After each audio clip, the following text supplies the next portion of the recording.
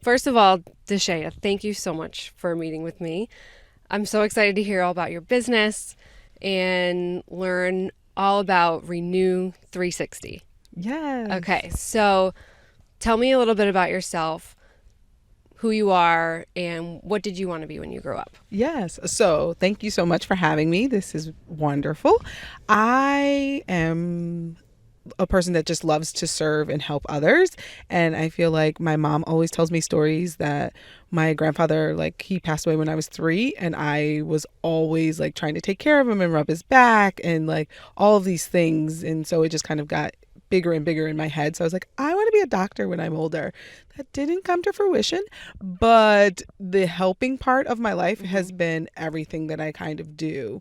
Even when I was in high school, like doing track and different things, like I was an early captain and all of that stuff, just because I like to help others figure out how to do it and the way to do it best. And so, like, that leadership piece of helping and serving. So I think that this doula thing kind of came in as Naturally. the natural fit. Like, I'm the oldest of 31st grandkids. I like done a lot of different things around like athletics and nurturing and helping moms and things like that, whether it was my aunts, my mom, my grandparents, something doing with kids or having babysitting jobs and nannying. I just want to point out right now that I forgot to say this in the beginning, we're in your car. Yes. And the reason we're in your car is because you do a ton of driving, and we are sitting in the parking lot of the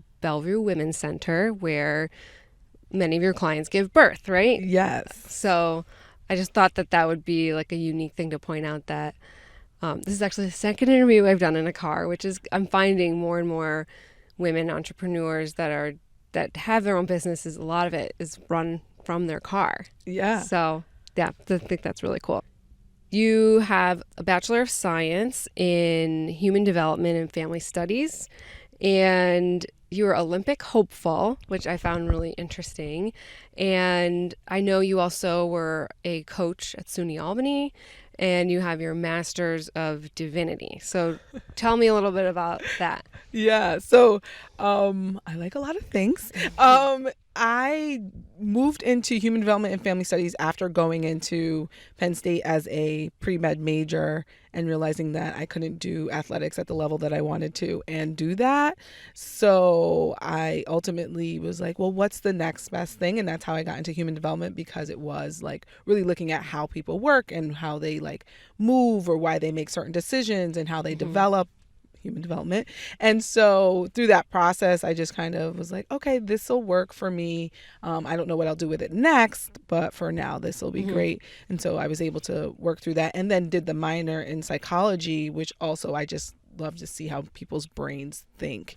So, and then the Master's of Divinity, I've always been a super spiritual kind of a person. And just, again, it's about understanding, why are people making the decisions that they make? What are the emotional things that are behind that? And I think all of it kind of fits. And the Olympic stuff kind of helped me. I think I wanted to be an Olympian when I was a little kid, when I would see that kind of stuff. And when we were younger, I think I was in like 11th grade, and like this fake Olympic torch went through our town in Saratoga.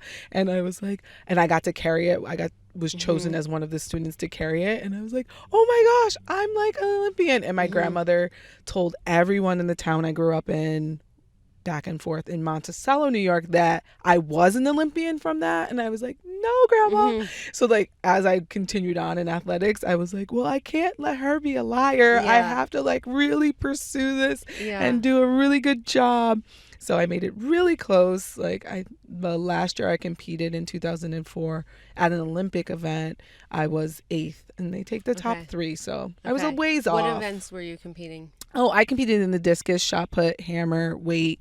Discus was my best event, though. So I feel like your background in helping and in fitness and everything is like really helped shape your business. So it was Renewed Youth, but now it's Renew 360, and that encompasses many different things. Yeah. So tell me a little bit about that.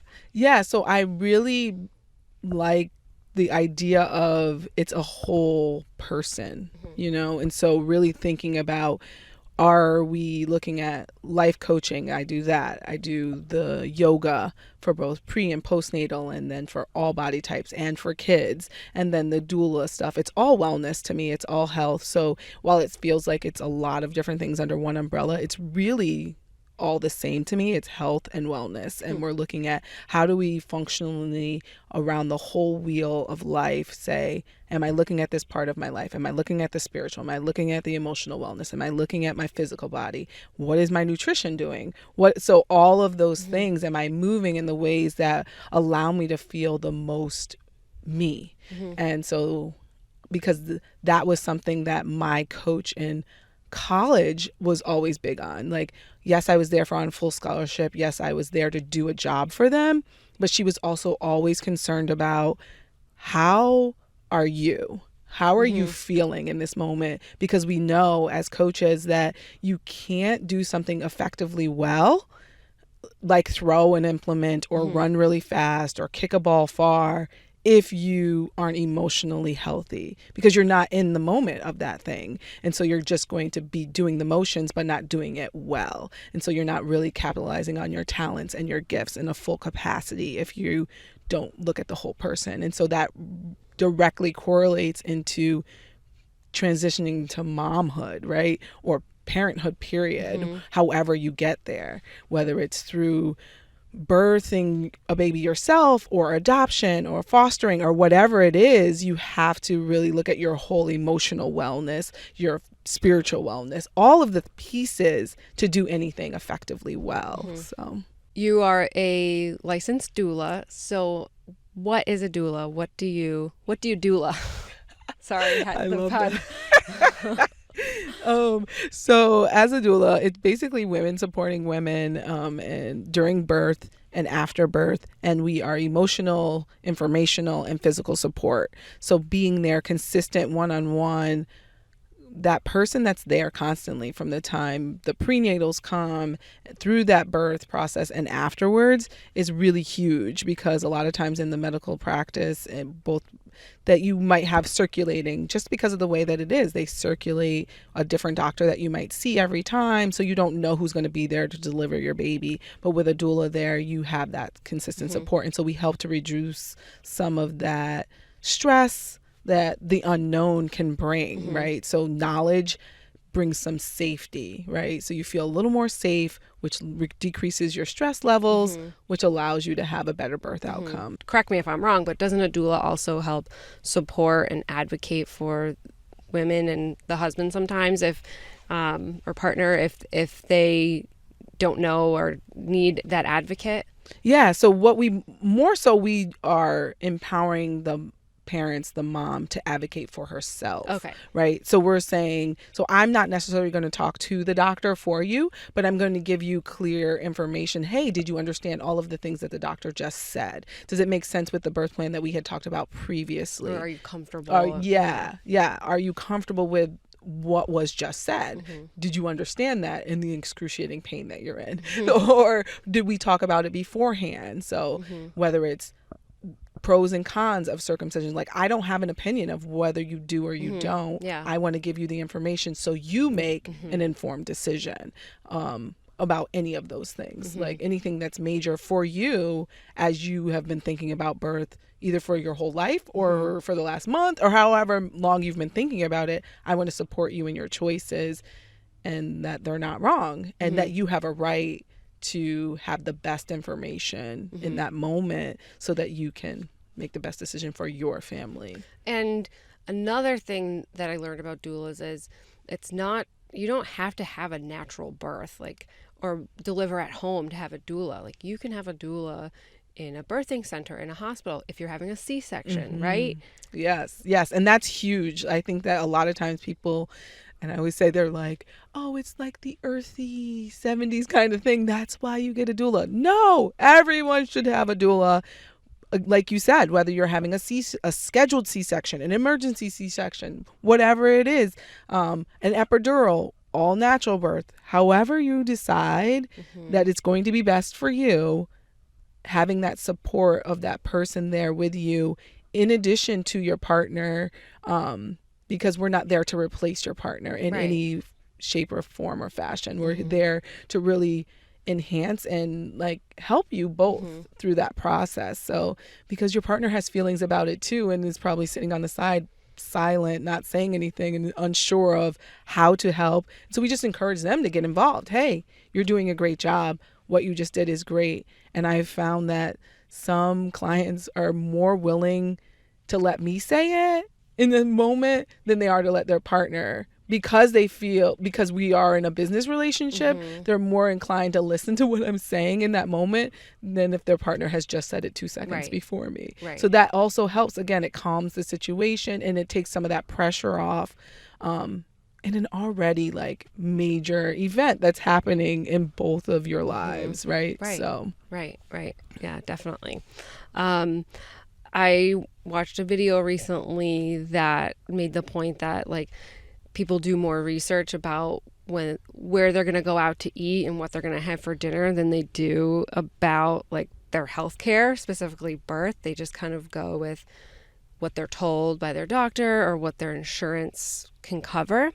And so I just wanted to like see if like could you talk about like why hiring a doula is so important in a woman's birth plan? Yeah, so I think hiring a doula is so important because it gives you that like safety net of peace, I think.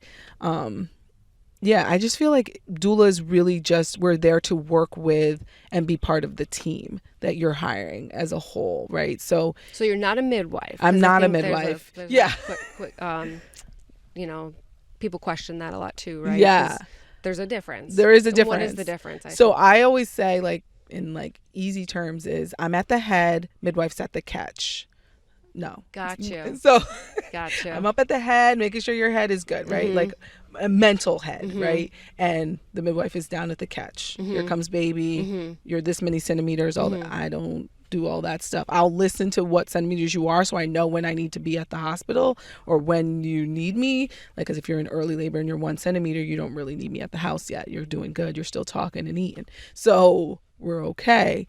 But you get down to 4 and you're barely like grunting down, bearing down and all that stuff, then I'm showing up. Yeah. So that's, and there until the end, right? Yeah. So I think that that's one of the big differences between a midwife and a doula. We work in partnership, right? So it's all about building that team, building the right team for you, whether it's a midwife, OBGYN, and your partner, your family support, your doula, maybe your chiropractor, maybe your acupuncturist. They may not be in the room at that point, but they have helped you through that process. Whatever your team is, build that team and I become part of your team.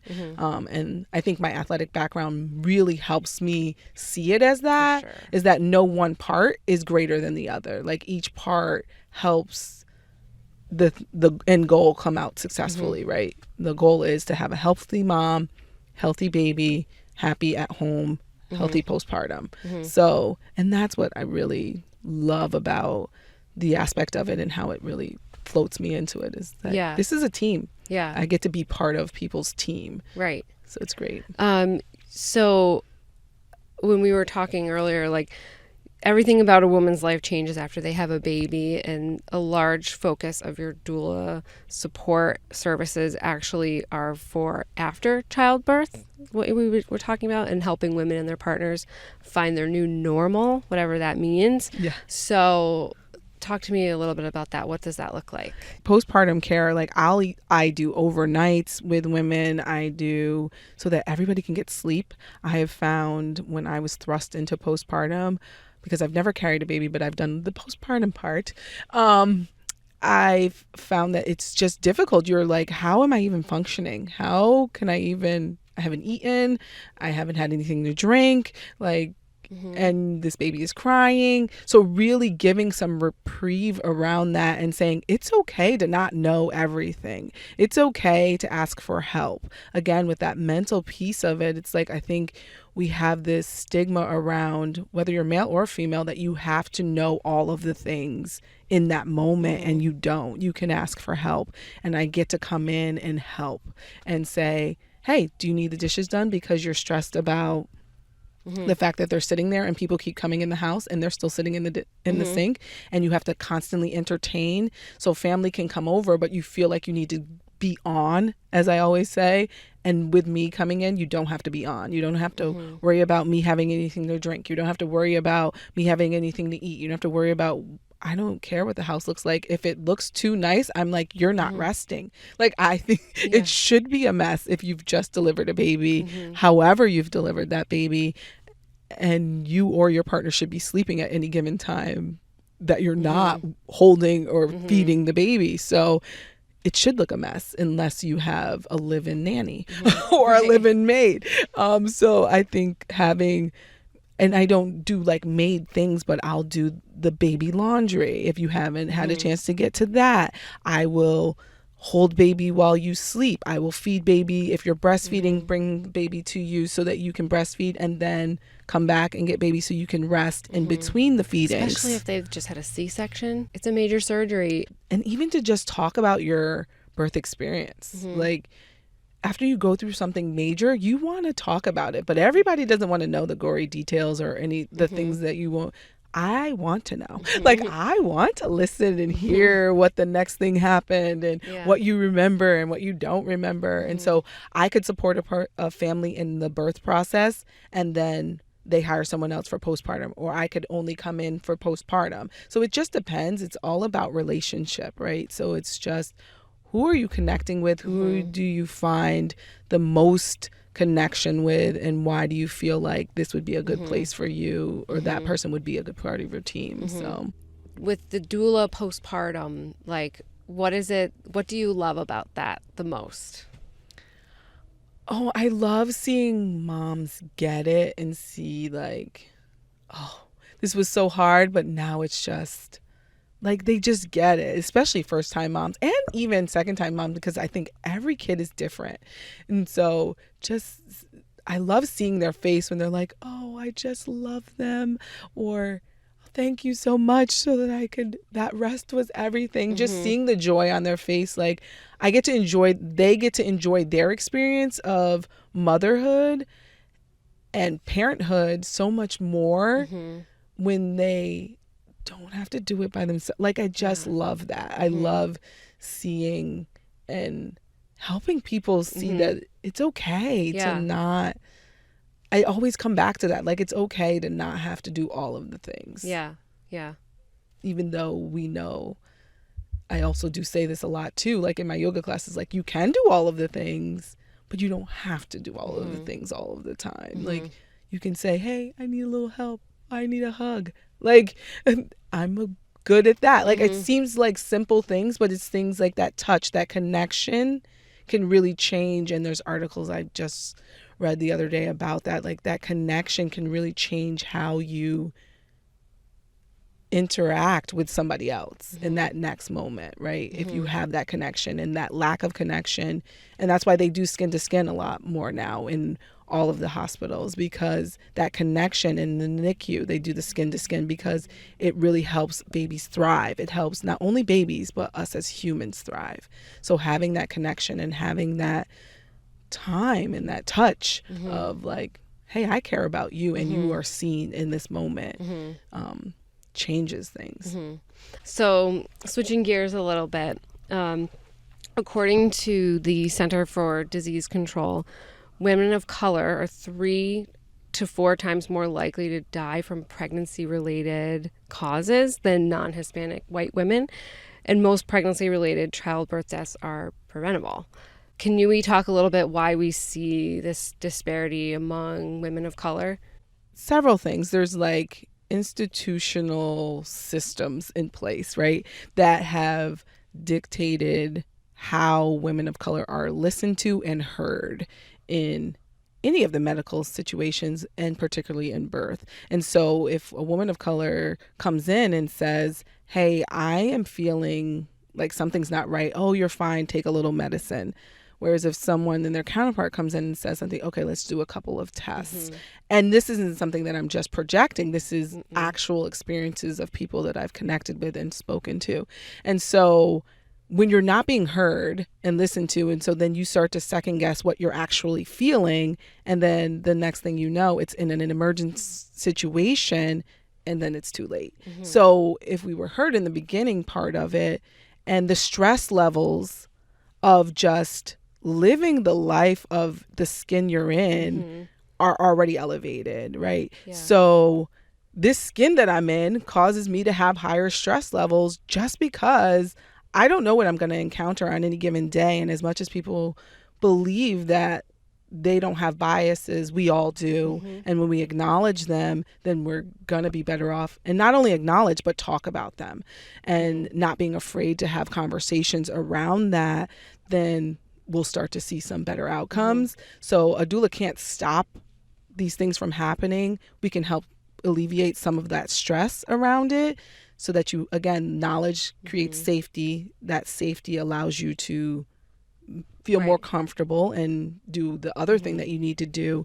So I think the stress levels and a lot of that really, and the systems, what they're learning as you come up the medical system, what you're learning as you come through. I think midwives help with that because they have a little bit different training process in terms of bedside manner and listening and things like that. I think that is, again, another piece of the team that can help. And there are OBGYNs that are also, that can have that too, but it's not something they would have had to go and get it, right? It's not something that's going to come up as part of their learning process. In my most recent training that I went through, the doctors, one of the people gave an example that we had like a nurse or somebody that was in the room, and she was saying how she had someone in her class that was training to become a doctor and said, well, raised their hand and said, well, isn't it true that people of color just have thicker skin so they don't have as much pain? Like,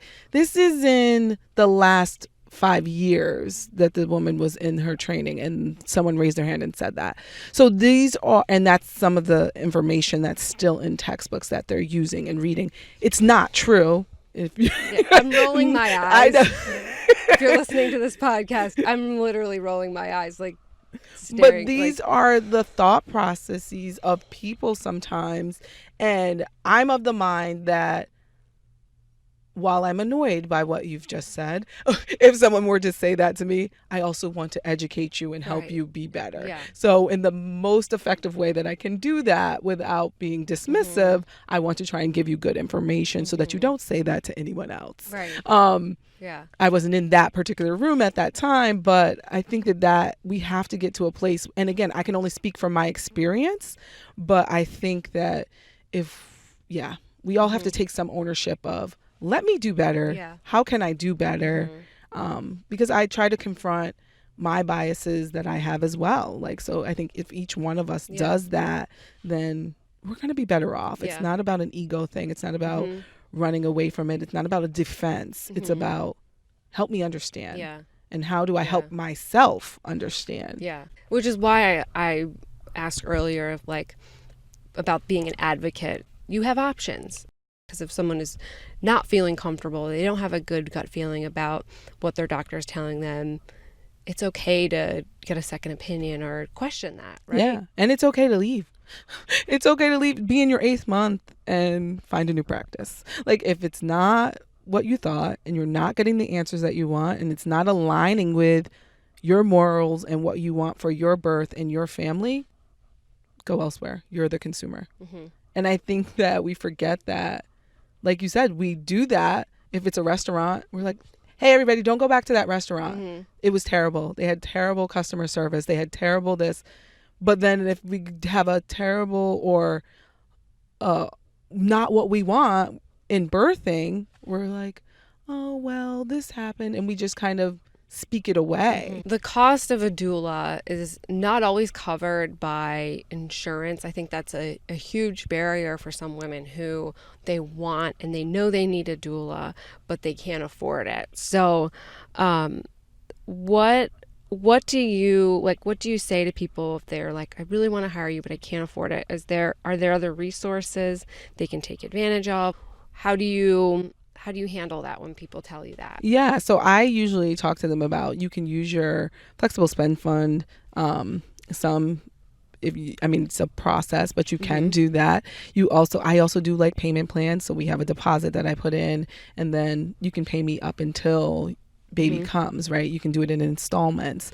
So I try to be flexible because I think that everyone should have a doula. I also think that my education and the services and the training that I've put in warrant me to be able to live as well. So that's part of it. But I think that there's a way to work around it, right? The heart of the person that's doing this work is to work with you for the most part, right? You may have some that may not be, but for the most part, you're going to run into people who really want to help and will work with you. So not saying, no, you do it free, but you would do it, to accommodate so that we can all have what we need and want. Do you have a specific resource or like a place that you like to direct people to learn more? Yeah, I definitely ask them to look at evidence-based birth, which is a great flurry of information. It's called evidence-based birth? Yeah. Yep. Evidencebasedbirth.com. They have great information, and it's all, again, it's evidence-based. So you're going to get research looked at why choose. There's also information on ancient song, doula training. They have information as well. Carriage House is another doula training organization that has great information about why doulas are important.